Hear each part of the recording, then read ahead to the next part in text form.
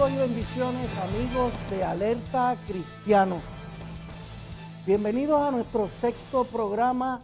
Es para nosotros una alegría inmensa entrar a sus hogares, compartir con ustedes sobre temas de actualidad. En esta ocasión les recordamos siempre que la palabra de Dios en Juan 8:32 nos dice: conoceréis la verdad y la verdad os hará libres.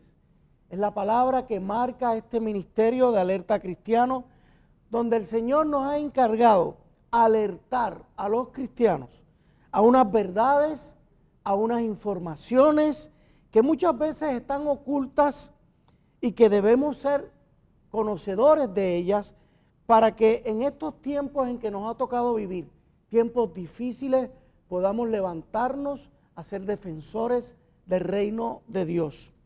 Hoy vamos a entrar por primera vez en el fascinante mundo de la teología y a su vez vamos a entrar a un tema de mucha actualidad en Puerto Rico: el cristiano y su participación en la vida pública y política del país. Antes de presentar a nuestro invitado especial, queremos que tengan la oportunidad de compartir con nosotros este video que les muestra de quién estamos hablando. Sí, mi niñez y temprana juventud fue difícil. Como me dijo el consejero en la vocacional, cuando me gradué de la vocacional, me dijo: Sullivan, no espere mucho de la vida. Lo que te espera es trabajo de bruto. Y yo entiendo que me lo quiso decir con buena intención.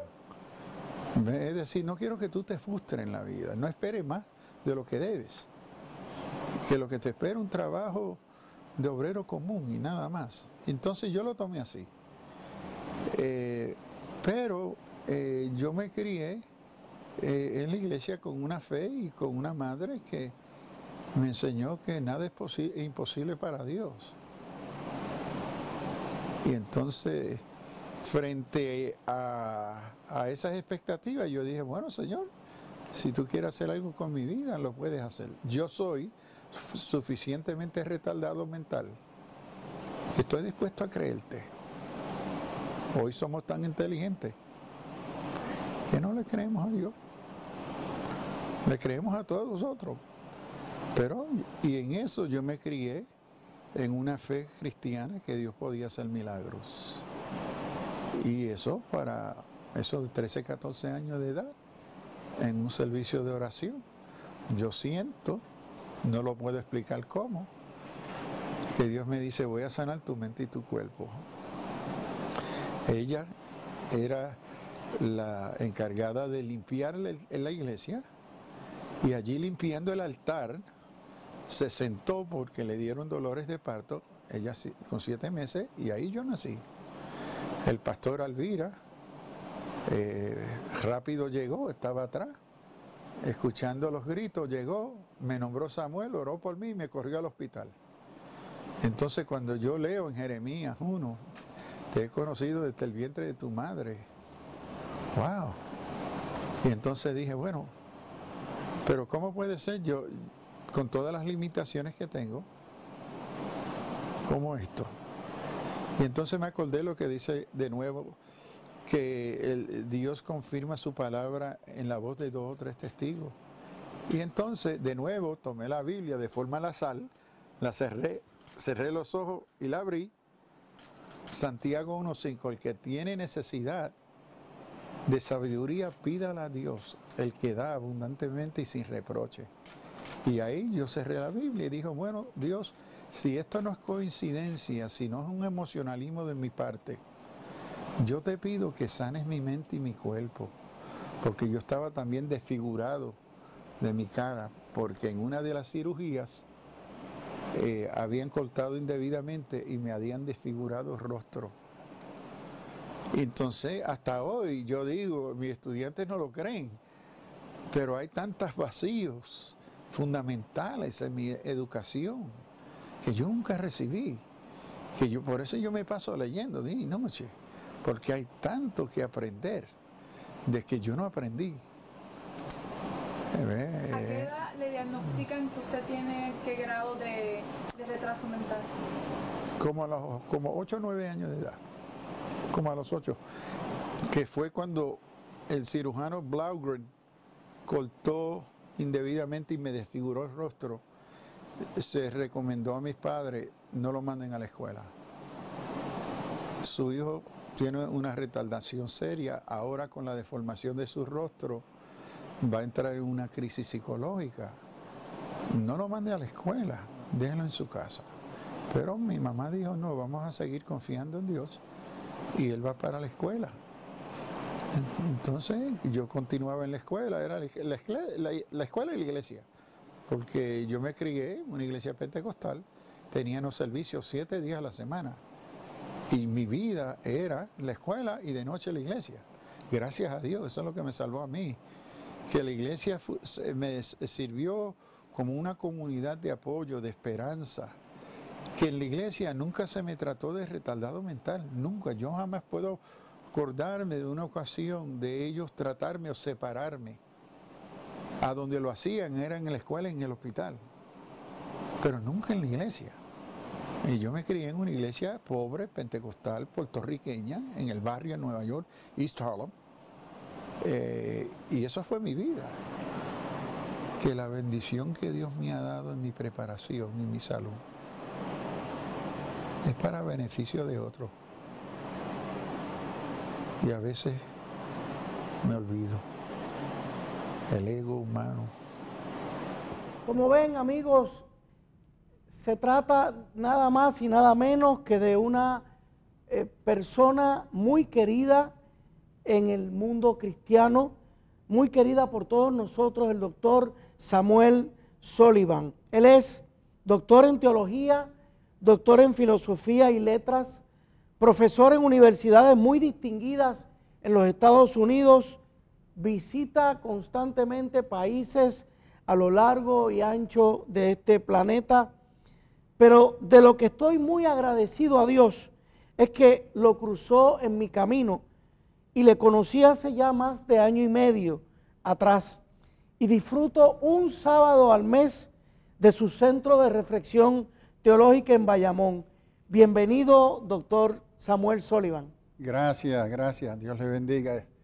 Amén. Qué bueno tenerlo con nosotros, pastor. Para mí, yo lo trato como pastor, porque su sencillez, su cariño, su forma especial, desde que yo lo he conocido, pues, perdóneme si lo trato como pastor. Bueno, para mí es un privilegio porque para mí la identidad de pastor me acerca mucho, mucho más a mis hermanos y mis hermanas que el título doctor. Amén. El título doctor tiende a separarnos. Lo mismo me pasa a mí con lo de licenciado. Así que siéntase en la libertad de tratarme de Eduardo. No hay ningún problema. Vamos a empezar por lo básico, pastor. ¿Qué es teología? Bueno, primero, teología es la interpretación, en este caso, la interpretación desde la perspectiva cristiana y bíblica de cómo entendemos quién es Dios y cómo Dios se relaciona con uno. Y la tarea del teólogo es ante la revelación bíblica, las Sagradas Escrituras, y ante la sociedad contemporánea de las cuales somos parte, cómo se encuentran estas dos verdades, la verdad de la vida cotidiana y la verdad de Dios revelada en las Sagradas Escrituras. ¿Usted entiende que es necesario que el cristiano se meta, estudie teología?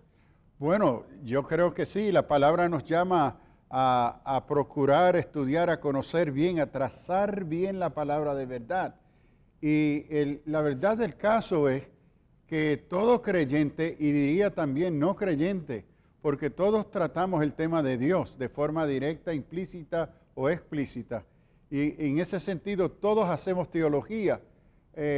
La pregunta es si es una teología fiel a las Escrituras, si es una teología responsable, si es una teología que responde a las preguntas e inquietudes del mundo, la comunidad, la sociedad con las cuales nos relacionamos y con las cuales compartimos nuestra fe.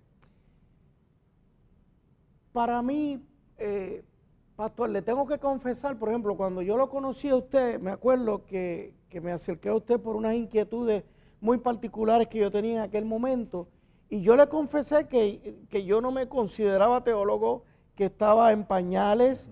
La pregunta que muchos cristianos nos hacemos, o se deben estar haciendo, ¿es algo que requiere estudios formales? Sí y no. Y no.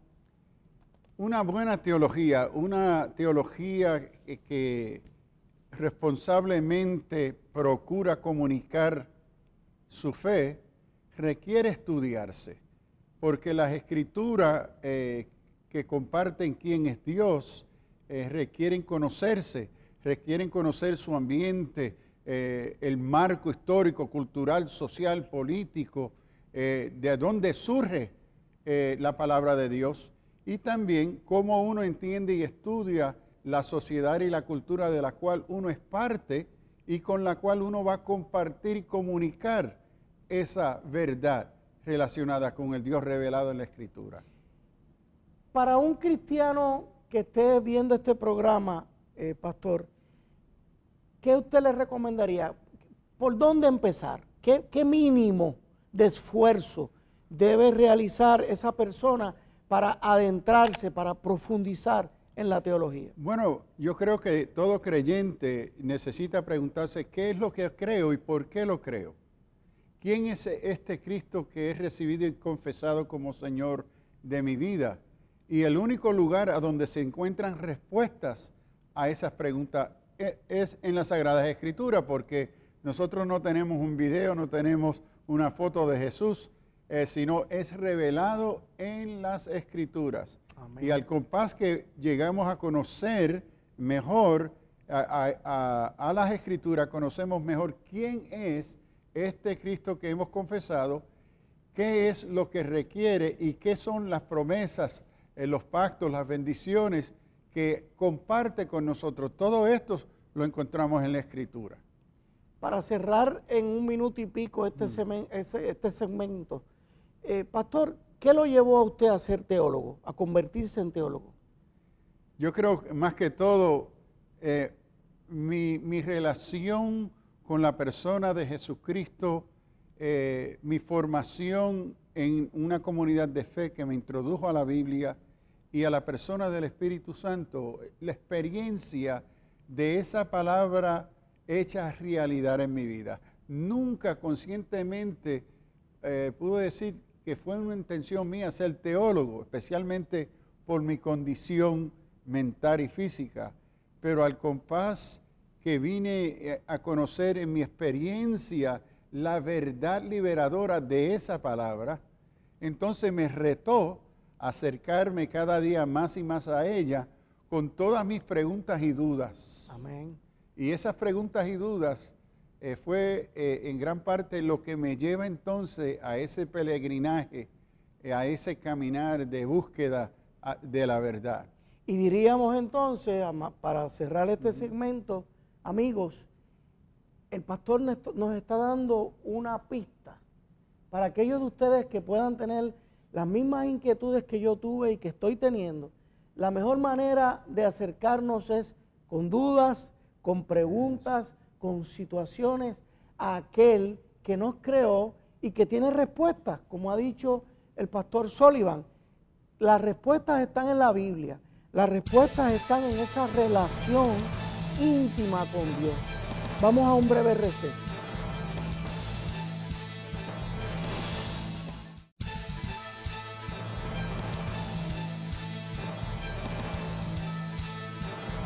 Continuamos, amigos, en Alerta Cristiano. Pastor Sullivan, ¿es importante que un cristiano se convierta en apologista? O debo preguntarle antes, ¿qué es la apologética? La apologética se entiende como la defensa crítica, coherente de la fe cristiana ante las dudas, las preguntas que enfrenta en una sociedad moderna, y no solamente moderna, a través de la historia de la fe cristiana. Por lo tanto, es importante que un cristiano se convierta o sea un apologista. Yo creo que sí, especialmente en la sociedad presente, que más y más es una sociedad postcristiana, secular, a donde no podemos asumir que la cultura conoce el Evangelio. Entonces, a eso cambiar cada día más y más a una cultura secular, surgen nuevas preguntas, inquietudes y dudas, a las cuales el creyente necesita prepararse a dar razón de la esperanza que tenemos y que compartimos con el mundo. Como nos pide Pablo. Seguro. Ok. Pensando en nuestros televidentes, usted habló post-cristiana, esta época post-cristiana. ¿Qué usted quiere decir con ese concepto? Que ya estamos viviendo en una sociedad a donde los valores, la autoridad de las Sagradas Escrituras ya no rigen, ya no se asumen como la norma que determina lo que es cierto o verdadero, sino que hoy dentro de una sociedad moderna, posmoderna, el racionalismo basado sobre la razón empírica, estadística, es lo que determina comúnmente lo que es cierto y verdadero. Entonces, ese cambio de la relación de la autoridad de las Sagradas Escrituras en relación con la razón, eso ha cambiado. En otra época hubo una integración mucho más balanceada, pero ahora no. Ahora nuestra sociedad se marca por un secularismo tecnológico y materialista. Okay. Y se aleja del lugar que ha jugado las Escrituras como norma, como recurso para determinar lo que es cierto y verdadero. Por lo tanto, usted podría concluir que el reto es mayor para el cristiano hoy. Oh, seguro que sí. Creo que hoy en Puerto Rico, yo entiendo que más y más la iglesia cristiana se está viendo, se va a encontrar mucho más cerca a la realidad de la iglesia del primer siglo en el Imperio Romano, a donde era una voz minoritaria, una voz rechazada, unos valores y norma de vida cuestionada y perseguida por una sociedad pagana. Entonces, yo estoy observando que ese movimiento ya se está dando, Okay. que más y más asumir posturas públicas que son reflejos de nuestros valores cristianos, que parten de la autoridad de las Sagradas Escrituras, son cada día más y más cuestionadas y rechazadas en nuestra sociedad puertorriqueña. Y eso es lo que me lleva cada día a ver que nos acercamos más a la realidad de la iglesia primitiva, que tuvo que vivir esa realidad ante el Imperio Romano por hasta el año 313 después de Cristo, cuando el emperador Constantino emite el Edicto de Milano, reconociéndole libertad de culto a esta religión, seguidores del camino, seguidores de Jesús de Nazaret. Pero mientras tanto, por 313 años estuvimos siendo perseguidos y explotando en crecimiento. Yes. Eso me recuerda mi pastor Rodolfo Ayala Ruiz, que dice que él le da gracias a Dios por la persecución, porque es cuando la iglesia más brilla, Yes. más crece, siendo retada, más se da al mundo. Y esto nos trae al tema del programa de hoy, pastor. ¿Qué dice la Biblia sobre el cristiano y la participación suya en la vida pública y política de un país, específicamente pensando en Puerto Rico? Bueno, primero diría que el testimonio lethos de la Escritura, Antiguo y Nuevo Testamento, mira a la vida de forma integral, donde no separa en la esfera pública o la esfera política o social de la esfera religiosa. Esa dicotomía es algo extraño, ajeno al testimonio bíblico, al testimonio de la iglesia y la historia. Entonces, esa división que hoy acostumbramos fue producto de lo que viene a llamarse el cristianismo bajo Constantino, donde la iglesia perseguida por el Estado viene a unirse al Estado y viene a ser manipulado por el Estado para sus propios intereses del imperio e intereses de la institución llamada iglesia. Correcto. pero que el testimonio de la Escritura es que Dios, y como cristianos encarnados en la persona de Jesucristo, es Señor y soberano sobre todos los aspectos de nuestra vida. Nada debe de estar fuera del señorío, de la norma de la palabra. En ese sentido, todo aspecto, lo que llamaríamos secular o social, está bajo la soberanía de la palabra y del señorío de Cristo. Okay. Entonces, el fenómeno también americano es otro aspecto que a través el aspecto de derecho, el Estado va entonces separando y creando una pared entre el aspecto religioso y el aspecto civil del Estado. Y esto la Iglesia cristiana, especialmente en los Estados Unidos, fue aceptando estas condiciones. Pero me parece a mí que son bastante ajenas, extrañas a la naturaleza de la soberanía de Dios sobre todos los aspectos de la vida del creyente y de la Iglesia. De lo que usted dice, déjeme ver cómo le formulo esta pregunta, porque pienso en institución, iglesia, y pienso en cristiano. ¿Podríamos decir que sería correcto que la iglesia no se meta como institución en el gobierno? Bueno, eso es una buena pregunta, porque creo que como institución es en el carácter de institución que representa posiblemente los intereses de institución, que posiblemente se hace partidista. Ajá. Y es el aspecto partidista de la relación pública que viene a ser problemática para la iglesia.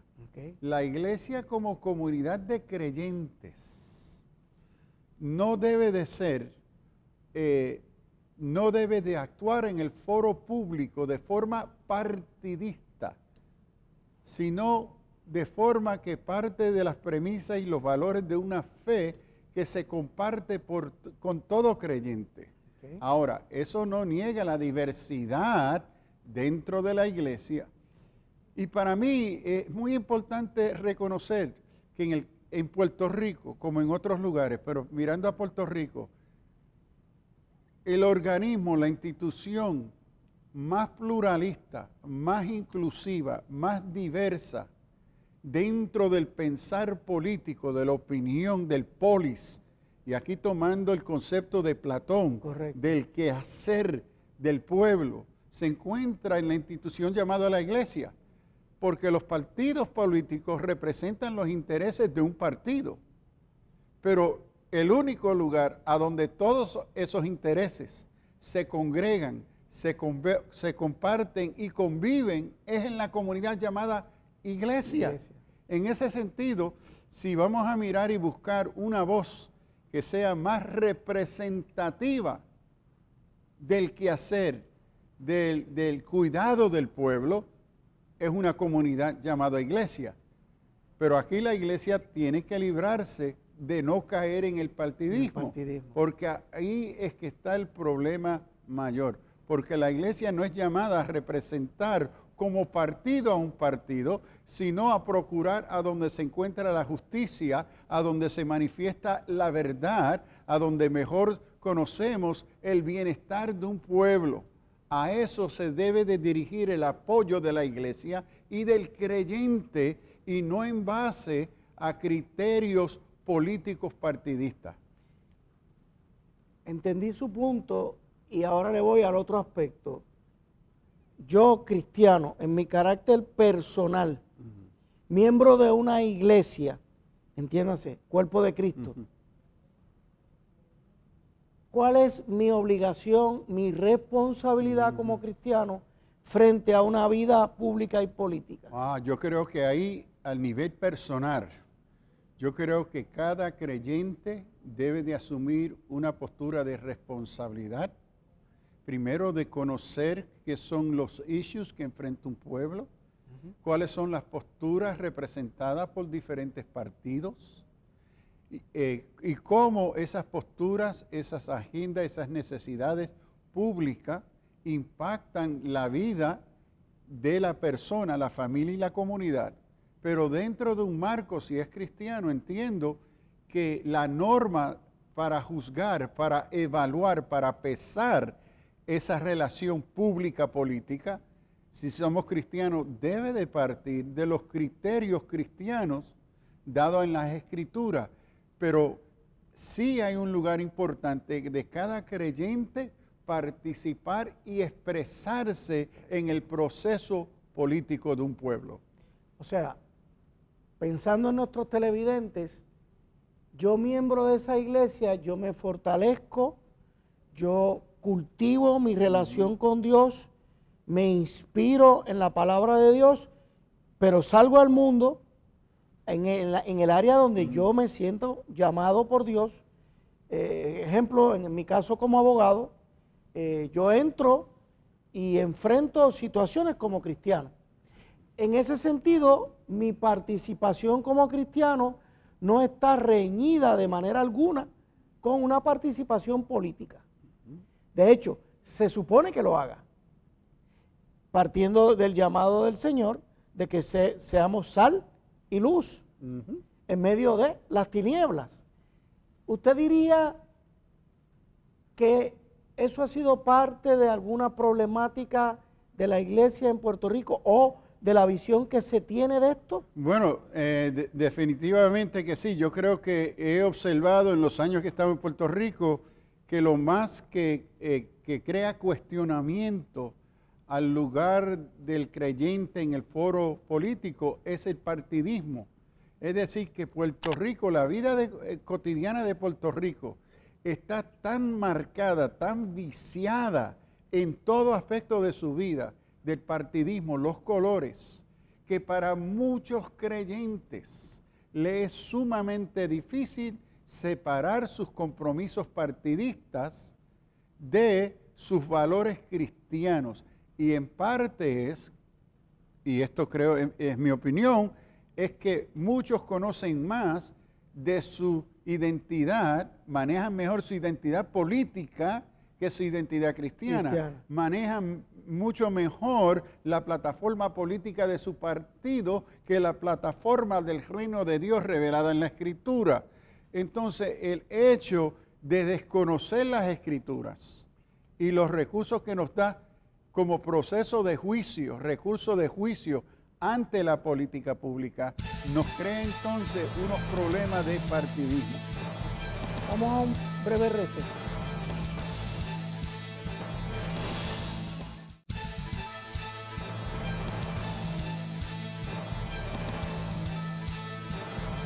Nuevamente con ustedes, amigos, en este tema que es de mucha actualidad por la situación que está viviendo nuestro país. Pastor, un cristiano que se siente fuerte, que cree, que está viviendo una vida auténtica, que tiene un reto que tiene un llamado de entrar a la vida pública del país. ¿Cuáles son los retos para ese cristiano? Primero, yo diría que tiene que asegurarse que tiene un llamado de parte de Dios a esa vocación, a ese ministerio, porque creo que necesita verse como ministerio.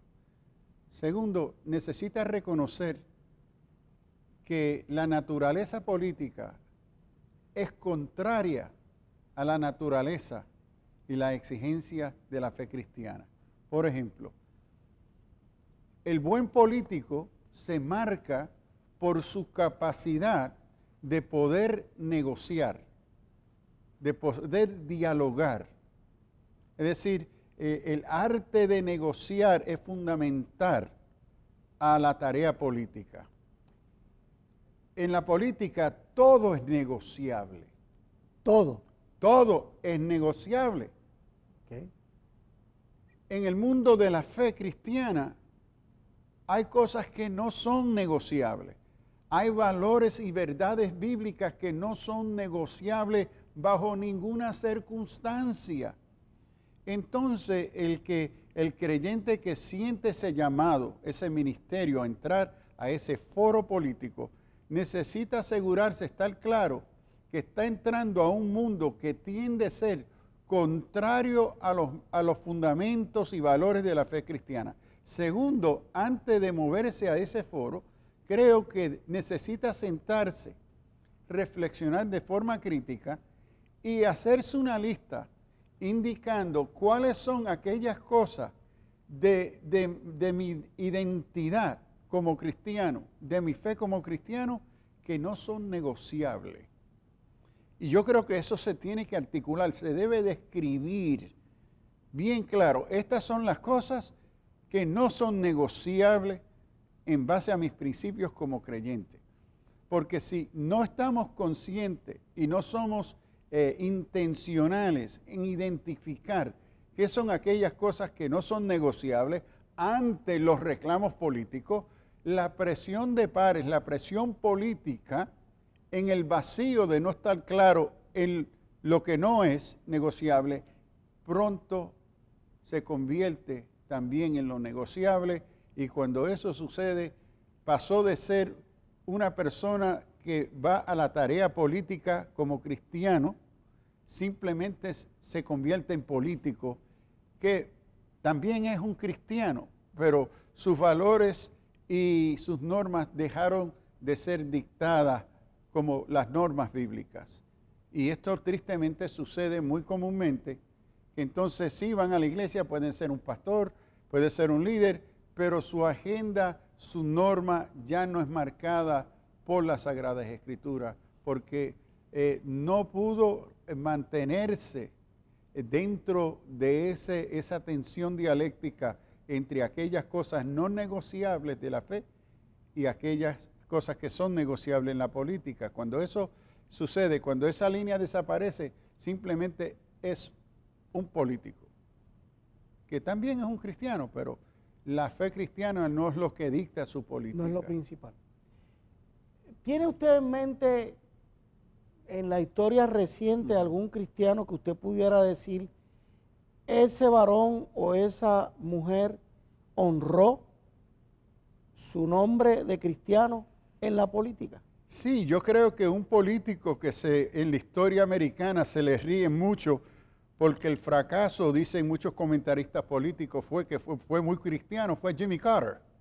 Okay. El presidente Jimmy Carter fue demasiado cristiano. Entonces algunos decían era ingenio, es decir, no fue suficientemente políticamente astuto. ¿Por qué? Porque habían algunos valores que él no estaba dispuesto a negociar. Correcto. Entonces para mí eso es un ejemplo que no duró. Sí, 4 años fue lo que tuvo. 4 años. Y con el apoyo que tuvo como presidente. Correcto. En una ola increíble evangélica en los Estados Unidos. Sin embargo, la misma ola cristiana de aquellos que estaban dispuestos a negociar la fe, vieron que él no podía quedarse. Ese es uno que me viene a mente. ¿Y anterior a Jimmy Carter, tiene algún otro? Anterior a Jimmy Carter, no pudiera decir que sí, no me viene nadie a He mente. estado leyendo últimamente de William Wilberforce. Oh, bueno, en sí, en Inglaterra, con el hecho de esclavitud. He estado leyendo de Bonhoeffer. Dietrich Bonhoeffer, sí, en Alemania. Y vemos, por ejemplo, en los dos casos de Wilberforce y en el caso de Bonhoeffer, su criterio cristiano los llevó a tomar una postura claramente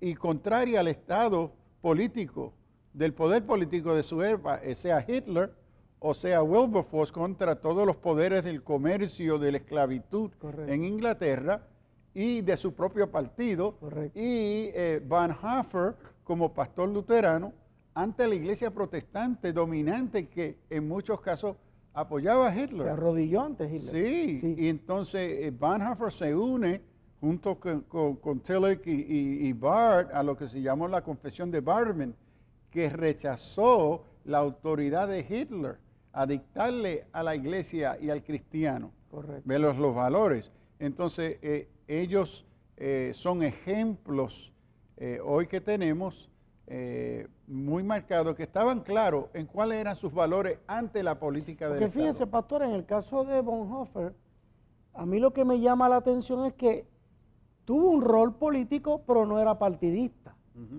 O sea, inclusive la última biografía que se ha escrito de él, Eric Metaxas, Ujú. la estoy Sí, leyendo. salió en español, sí. Oh, yo la estoy leyendo en inglés. Qué pena. Bueno, pero no importa. Se habla inclusive de la posibilidad de que conspiró contra Hitler. Bueno, Hay unas teorías. sí, es una de las razones que es encarcelado por Hitler, porque se cree que él fue parte de ese complot Ujú, que se vio en la película Valkyrie, correcto. ¿verdad? Y es asesinado, ¿verdad? Por esa razón. Y lo vemos en sus libros, el Cost of Discipleship y otros, que ese compromiso pastoral, y es interesante que es el compromiso y la tarea pastoral que lo lleva a asumir unos compromisos claros y tajantes De vida y ante muerte. la expresión demoníaca del Estado nazi. Y él tuvo que tomar postura. Correcto. Es decir, que no había un asunto intermedio, era sí o no. Eran los valores del reino, pelear contra los valores que están contra los valores del reino. Fíjese, pastor, yo le hago estas preguntas porque de una manera u otra, en los últimos 6 o 7 años, un grupo de cristianos profesionales, en mi caso, pues como abogado, otros como psicóloga, la doctora que estuvo en el programa anterior, Angie González, que como decimos, nos hemos colocado en la brecha a dar unas luchas, unas batallas, aunque no somos políticos en el sentido tradicional, hemos entrado al campo político porque hemos tenido que lidiar con políticos y hemos tenido que inclusive llegar a objetar determinados proyectos de ley.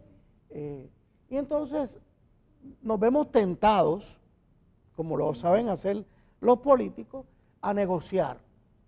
Y en ese campo yo lo he visto, está muy minado en el sentido de que el político sabe que uno está buscando una victoria. Ahora, en el caso de los cristianos, ¿qué victoria? Yes. Primero, quisiera apuntar a dos cosas. Número uno, que el envolvimiento del cristiano en la política es esencial para la salud de la política. Amén. Es interesante cuando uno lee los tratados de Platón sobre política y de Aristóteles, si algo surge es que la naturaleza fundamental de la política es egoísta, no procura justicia. Entonces, una contribución fundamental a esa naturaleza egoísta de poder que se manifiesta, y yo creo que es el Aristóteles el que trata esto muy bien en su obra Politique, es que el cristiano que trae de veramente una perspectiva cristiana bíblica introduce el factor de justicia ante el egocentrismo natural del ser humano. Y esto es fundamental para el desarrollo de una política saludable para todo el pueblo y no solamente para intereses creados partidistas. Lo otro es que en los que se envuelven en la política, y yo creo que en todas las esferas, en todas las disciplinas donde se encuentran cristianos, necesitan, creo yo, hacerlo con reflexión y consejería teológica bíblica, porque la teología y la reflexión crítica teológica ante la política trae y provee unos marcos, unos criterios, recursos que ayudan a estos otros profesionales, porque están mirando, por ejemplo, el abogado está mirándolo desde el punto de derecho con recurso bíblico, pero típicamente no tiene la preparación crítica teológica de la Biblia. Entonces, uniéndose con biblistas teólogos que acompañen ese expertise legal, va a ampliar los recursos y la perspectiva y la crítica que se puede dar en ese intercambio con el mundo político, legal o médico o psicológico que sea. Claro, claro. En ese sentido, Pastor, pudiéramos decir que, y nos queda poco tiempo en este segmento, pudiéramos decir que mientras más cristianos con esa perspectiva entren al foro público y político, aunque no necesariamente buscando victorias tradicionales políticas, pero sí adelantando la justicia que pudiera traducirse a levantar al país. Y yo creo que esa es la victoria que Correcto, se procura. por eso. Que la A victoria eso no voy. puede reducirse a un nivel personal de ego o poder. Correcto. Porque lo que marca, el otro aspecto que marca la política es poder. Y si algo marca el Evangelio que vemos en Cristo, es que Él cede poder para el bien de la justicia. Amén. Cede poder para el bien del pueblo. Entonces, esta actitud cristocéntrica de cómo entendemos poder, que no es el propósito y la motivación, debe ser poder, debe ser servicio. Que el éxito o la victoria Es el servicio se logra en mismo. el servicio, no en adquirir poder. Amén. Wow. Vamos a un receso. Esto está tremendo, señores. Ya mismo estamos con ustedes.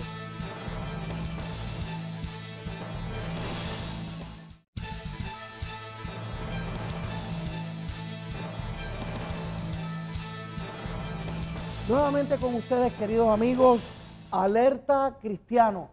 Y bien alerta que tenemos que estar porque la situación en Puerto Rico nos requiere, amigos, que el cristiano esté alerta, esté despierto, esté buscando de su relación con Dios para inspirarse cada día, cada mañana a dar la batalla que el Señor quiere que libremos. Pastor Sullivan, este programa se nos ha ido sin querer queriendo, como diría el Chapulín Colorado, ha ido muy rápido. Y no puedo dejar de terminar estos últimos 12 minutos, los quiero dedicar a nuestro Señor Jesucristo, haciéndole esta pregunta, Pastor. ¿Fue Jesús un político? Sí y no. Ajá. No en el sentido típico secular, que se define por poder, por ego, por Él lo tenía propio. poder. Oh, sí, exacto. Sí es político porque la misma misión de la encarnación es amor por el mundo, es traer justicia, paz al mundo, a una sociedad. Entonces, Él viene y se entrega y se da y procura el bienestar de ese pueblo oprimido, pueblo manipulado por los poderes contrarios. Entonces, en ese sentido positivo, sí, yo veo a Jesús como una figura que se interesa por el quehacer de los pueblos, de las naciones, porque de tal manera amó Dios al mundo que envía a su Hijo. Entonces, la tarea de embajador de gracia, y viene a modelar lo que es la verdadera acción política, que es la acción de servicio, que vino y se dio, no vino para ser servido, sino para servir y para dar su vida en rescate de muchos. Y yo creo que eso es lo que fundamentalmente debe de ser la función, la identidad de aquel cristiano que piensa que quiere involucrarse en el quehacer del pueblo, motivado por el modelo de Jesús, que se hizo enemigo de todos los partidos que existían De los en su religiosos época, de la época. ¿verdad? Y por eso que el Sanedrín busca entonces matarlo, porque ninguno de ellos pudo controlar a Jesús en su entrega y su preocupación por el bienestar del mundo, del pueblo. O sea que pudiéramos concluir diciendo que las enseñanzas de Jesús, en la medida en que las vivamos fielmente, pudieran llevarnos a ser los mejores políticos. Yo creo que sí, y es una política cotidiana. Y si algo es tan poderoso en medio de un pueblo, es una política, es decir, un sentido de amar al prójimo, de cuidar por el prójimo, pero en unos estilos de vida que no están atados a intereses creados personales, sino que tiene una visión comunitaria, una visión de paz, de justicia. ¿Ve? Y yo creo que el llamado cristiano es eso. ¿Ve? Y ese llamado en la Escritura también yo lo entiendo ser un llamado a santidad, porque la santidad es un llamado a unos estilos de vida que son contrarios a la muerte, que son contrarios a la injusticia, que son contrarios a aquello que deshumaniza, que manipula al ser humano, que lo controla y lo destruye. Entonces, en ese ser cotidiano, es una política cotidiana, es un estilo de vida, un compartir, y político porque es social, porque la vida cristiana no se puede vivir en soledad. Es una realidad comunitaria, y en ese sentido tiene que abarcar todo ese aspecto que se llama político, porque no debe de ser privado, autónomo, ¿ve? Sino es la vida cotidiana ante el mundo y ante Dios. Vamos a volver ahora al aspecto de la institución, iglesia. ¿Qué usted le diría a un pastor o a los pastores de Puerto Rico en términos de que preparemos hombres comunes y corrientes que son cristianos, que no necesariamente tienen un llamado al pastorado o a figuras principales o posiciones principales dentro de las iglesias, pero que tienen un llamado a una profesión o a servirle al pueblo? Bueno, yo entiendo que eso puede ser un llamado y un ministerio de esos individuos a la sociedad, de ellos como creyentes, y ahí el pastor o los pastores necesitan tomar primero eso en serio como una misión, un ministerio legítimo cristiano, pero que necesitan tomar en serio la orientación, el acompañar, el ser mentores bíblicos teológicos, que le puedan compartir recursos, valores, normas, principios, guías bíblicos teológicos críticos, que ayuden a ese creyente no solamente a entender la Biblia, entender su cultura, su historia, entender el fenómeno político, social en que se vive, porque la buena teología cristiana tiene que integrar y tiene que dirigirse a su cultura en el momento, porque la dirección del Espíritu Santo ante la palabra siempre es contemporánea y contextual. Entonces el cristiano es llamado, y si va a ser líder en el foro político, necesita tener sabiduría de Dios y discernimiento espiritual y sabiduría de los hombres. Las tres cosas. De la realidad del mundo y la cultura, de la estructura del cual es parte. Entonces, esto requiere un acercamiento mayor, un cuidado pastoral mayor, ¿verdad? No solamente de oración, pero de diálogo, de reflexión, de encuentro con estos hermanos que están en el foro, de apoyo, porque mire, es un camino bien solitario para el cristiano que entra a la política, sí. ¿Ve? Y muchas veces los líderes en la iglesia se alejan en vez de acercarse, pero ¿cómo nos acercamos con recursos bíblicos teológicos, de buen consejo, buena orientación? ¿Cómo le servimos de un marco de referencia para dialogar, para traer las preguntas, las dudas que deben de considerarse? Con eso que usted acaba de decir, ya se ganó una invitación nuestra a que le dé una charla a un grupo de jóvenes que están en nuestro ministerio. Yo dirijo el ministerio Proyecto Faro en Puerto Rico y nacimos con un grupo de 6 muchachos que tenían estas inquietudes y el Señor pues me confirmó que quería que yo les sirviera de mentor. Hoy en día pues hemos crecido, ya son más de 100 jóvenes, tengo 4 capítulos en la isla y en ese sentido pues le anuncio a los pastores que nos están viendo que el Proyecto Faro es un ministerio que va precisamente encaminado a eso que el pastor Sullivan acaba de decir. O sea, estos tiempos nos lanzan un reto. Es que no basta con ser llamado al pastorado, es que la mayoría de la población no es pastor. Son jóvenes que Dios llama a unas profesiones y que tienen que ser sal y luz donde Dios los pone. Muchos de ellos en la fortaleza, en la legislatura, en distintos departamentos, en partidos políticos o a la creación de nuevos partidos. Pastor, primero ya está invitado. O sea, pronto vamos a tratar de que, si posible, en el mes de mayo, yo sé que usted viaja en los veranos, ¿verdad? Ahora, quiero, antes de despedirlo, que nuestro pueblo sepa que el pastor Sullivan tiene un centro de reflexión teológica un sábado al mes. Van a ver pronto en sus pantallas la información para que se puedan comunicar. El lugar es en la Iglesia Discípulos de Cristo, en la 167, en el barrio de Buenavista, es el kilómetro 15.1, lo que se conoce por el 8. El 8. La Iglesia Discípulos de Cristo de Buenavista, pastor reverendo Miguel Ángel Morales. Correcto. Y tengo que terminar precisamente hablando de esto porque para mí y para mi esposa María Esther ha sido una bendición increíble los sábados que vamos a compartir con el pastor. Y recuerdo que cuando empecé a asistir apenas era un salón y ya creo que estamos llenando 3.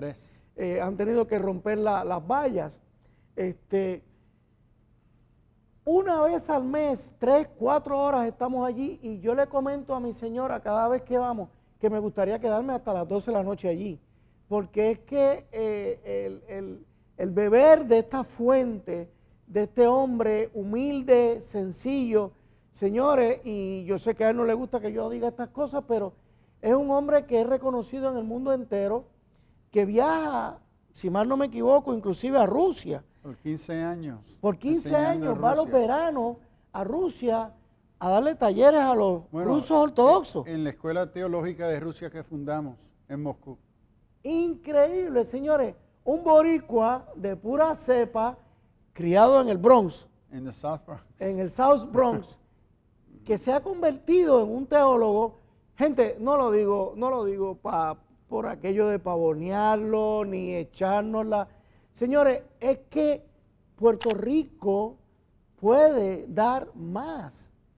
Este varón, este pastor, nos representa en el mundo entero, es reconocido, ha dado clases en Harvard, en Yale, es maestro de la Interamericana en Puerto Rico, tiene ¿cuántos doctorados, pastor? Bueno, algunos.